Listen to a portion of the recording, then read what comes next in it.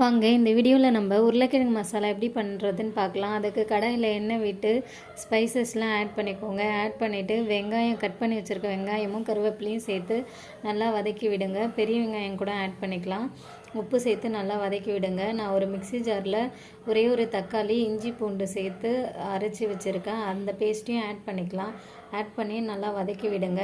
இப்போது இதில் தேவையான மசாலாலாம் பெருங்காயத்தூள், மஞ்சத்தூள், காரத்துக்கு தனி மிளகாய் தூள் ஆட் பண்ணுறேன்.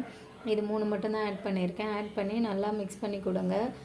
பச்சை வாசனை போகிற அளவுக்கு வதக்கிட்டு தேவையான அளவு தண்ணி விட்டு நல்லா கொதிக்க வைங்க. நான் நல்லா கொச்சதும் இது கூட வேக வச்ச உருளைக்கிழங்கை மசிச்சு சேர்த்துக்கலாம். உருளைக்கிழங்கு சேர்த்து தேவையான அளவு தண்ணி ஊற்றி ஒரு 3லேருந்து 5 நிமிஷம் கொச்சா போதும். ரொம்ப நேரம் கொதிக்க வேணாம்.